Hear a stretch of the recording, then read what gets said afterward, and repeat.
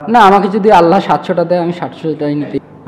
আপনি যখন ন্যাশনাল টিমে খেলবেন তখন আপনি পারফরমেন্স সবসময় করতে হবে। এটাই হচ্ছে যে এটা হচ্ছে পারফরমেন্সের জায়গা। যতদিন ছিল বাংলাদেশ টিমকে অনেক কিছু দিয়েছে। এটা বলাটা ডিফিকাল্ট যে হচ্ছে যে আমি হাইয়েস্ট উইকেট হব কি হব না।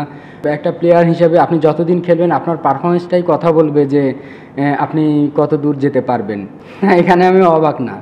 আর ওটা আমি নিজের থেকে রিভিউজ করছি, ওটা আমার একটা পার্সোনাল ইস্যু আছে। না, আসলে প্রত্যেকটা প্লেয়ারই একটা এম থাকে যে আমি ন্যাশনাল টিমে খেলবো, ফার্স্ট এম এটা থাকে। বাট ন্যাশনাল টিমে খেলার পরে আমি কত দূর যাব হয়তো বা অনেকজনের গোল থাকে। তো আমি বেসিক্যালি পার্সোনালি এরকম কোনো গোল ছিল না যে আমি এইখানে শেষ করব বা এই পর্যন্ত যাব। ট্রাই করব আমি যত দূর যাইতে পারি আর কি আমার ক্যারিয়ারের শেষ পর্যন্ত। ছোটোবেলায় এরকম ইয়ে তো থাকে যে আমি অনেকগুলো উইকেট নেবো, এটা তো সবারই, প্রত্যেকটা প্লেয়ারেরই একটা স্বপ্ন থাকে। না, আসলে জিনিসটা এমন না। আপনি যখন ন্যাশনাল টিমে খেলবেন তখন আপনি পারফরমেন্স সবসময় করতে হবে। এটাই হচ্ছে যে এটা হচ্ছে পারফরমেন্সের জায়গা। আর আমি সাকিব ভাইকে কি দিতে পেরেছি এটা মানে কোনো মুখ্য বিষয় না। বাট সাকিব ভাই যতদিন ছিল বাংলাদেশ টিমকে অনেক কিছু দিয়েছে এবং ইন্ডিভিজুয়ালি যে আমরা পার্সোনাল যারা প্লেয়ার, ওনার অভিজ্ঞতা ছিল, উনি অনেক দিন বাংলাদেশের ওয়ার্ল্ডের এক নাম্বার পজিশনে ছিল। আসলে একটা মানুষ তো এক নাম্বার পজিশনে এমনি এমনি যাইতে পারে না। অবশ্যই ওনার মধ্যে ওরকম কিছু ছিল, ওরকম কোয়ালিটি ছিল। আমরা চেষ্টা করছি আর কি ওই জিনিসগুলো নেওয়ার জন্য, এবং আমাদেরকে উনি সবসময় সাজেশনও দিতে এবং আমাদেরকে ওনার অভিজ্ঞতা থেকে যতটুকু পারছে আমাদের সাথে ডিসকাস করছে যে আমরা আসলে কিভাবে আগাইতে পারি। হ্যাঁ, আসলে প্রথমে বুঝি নাই। বাট আপনার একটা সময় ওই যে মেবি মিডিয়া বক্স এবং যে জায়গাতে কাজ ছিল ওই মানে একটা শব্দ আসছে, তারপরে একটা মানে শারীরিকভাবে একটা ফিল বোঝা গেছে আর কি। তো ওই সময়টা আর কি একটু আতঙ্ক কাজ করছে আর কি। না, এটা আসলে এটা বলাটা ডিফিকাল্ট যে হচ্ছে যে আমি হাইয়েস্ট উইকেট হব কি হব না। বাট যে সময়টা দেখা যাচ্ছে যে আমার একটা ধারাবাহিকতা আসছে বা একটা এক্সপিরিয়েন্স আসছে, বাট আমার নিজের মধ্যেও একটা কনফিডেন্স আসছে যে না, আমি হয়তো বা বাংলাদেশ ক্রিকেট আমাকে অনেক দিন একটা সুযোগের মধ্যে রাখবে। তো ওই সময়টা আসলে এমনটা আসছে যে না, আমি হচ্ছে যে একটা সময় হয়তো বা অনেকগুলো উইকেটের মানে মালিক হইতে পারবো আর কি ইনশাল্লাহ। আসলে ২ বছর পর কি হবে এটা আসলে বলাটা ডিফিকাল্ট। বাট আপনি যখন অ্যাজ এ একটা প্লেয়ার হিসেবে আপনি যতদিন খেলবেন আপনার পারফরমেন্সটাই কথা বলবে যে আপনি কত দূর যেতে পারবেন। তো আমার কাছে মনে হয় যে এখানে প্রসেসিংটা হচ্ছে যে খুব ইম্পর্টেন্ট, সাথে পারফরমেন্স। তো আমার ফোকাস থাকবে যে পারফরমেন্সের দিকে, যে আমি যতদিন আমি খেলবো, পারফরমেন্স করতে পারবো, ততদিনে আমি হয়তো বা একটা ভালো পজিশনে যাইতে পারবো। না, আমাকে যদি আল্লাহ ৭০০টা দেয় আমি ৭০০টাই নিতেই রাজি আছি। না না, এখানে আসলে জবাব দেওয়ার মতন কিছু নাই। ফার্স্ট অফ অল যে আমি পারফরমেন্সের দিকটাই আর কি দেখব।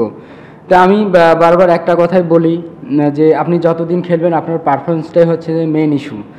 আর এখানে আন্ডার রেটেড আসলে এই কথাটা আমি যখন মিডিয়াতে প্রেসে আসি এই কথাটা বারবার আসে। আমার কাছে মনে হয় এরম ধরনের কথা বারবার না আসাটাই ভালো। বিকজ এই ইস্যুটা কিন্তু অন্যরা কেউ তুলে না, হয়তো বা মিডিয়ার মাধ্যমেই ছড়ায় এই আন্ডার রেটেড ওই আন্ডার রেটেড। তো আমার কাছে মনে হয় যে এই ওয়ার্ডটা যত বেশি উঠবে তত বেশি আসলে এটা ছড়াবে। তো এইগুলো জিনিস না ছড়ানোই বেটার। না, তাইজুল তো তাইজুলের জায়গাতেই আছে এখন। এই প্রশ্নগুলো আমার কাছে বারবার আসে কি জন্য এটা আমিও জানি না। বাট অ্যাজ এ আপনি দেখবেন যে আমি যদি নিজকেন্দ্রিক কথা বলি সেটাও হবে না। বিকজ আমাদের আগে যারা সিনিয়র ভাইরা ছিল, যারা আমাদের সাথে অনেক দিন খেলছে, আপনি যখন একটা সিনিয়র একটা প্লেয়ার হবেন আসলে টিমকে দেওয়ার জন্য অনেক কিছু থাকে। সেটা হলো জুনিয়রদেরকে মোটিভেশন করতে পারেন বা সিনিয়রদের একটা এক্সপিরিয়েন্স নিয়ে কথা বলতে পারেন। আসলে এটা একটা জুনিয়র প্লেয়ারদের বা আপকামিং প্লেয়ারদের অনেক হেল্প হয়।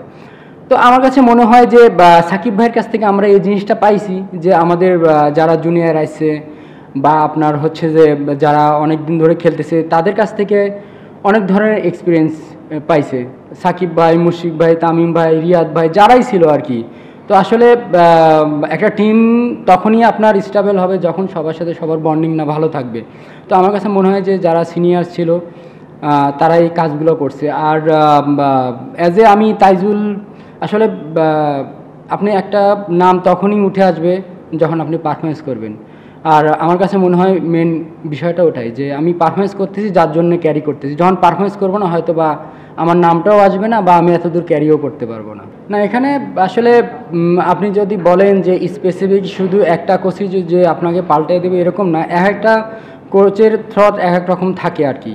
তো আমি নর্মালি আমার দেশের মধ্যে আমি সোহেল ভাইয়ের সাথে কাজ করি, তো উনি আমার অ্যাকশান সম্পর্কে সব কিছু জানেন, বা আমি যখন অ্যাকশান চেঞ্জ করছি উনি এই অ্যাকশানে আনতে উনিও হেল্প করছে আর কি।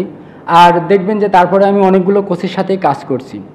তো একটা কোচের থট এক রকম থাকতেই পারে, বাট সাজেশন সবারটাই নিতে হয়। বিকজ আমাদের বাংলাদেশে দেখবেন একটা জিনিস খুবই ভালো, যখনই যে স্পিন কোচরা আসছে অনেক বড় বড় নাম ছিল এবং তারা ব্যাকগ্রাউন্ডে অনেক ভালো পারফরমেন্স ছিল।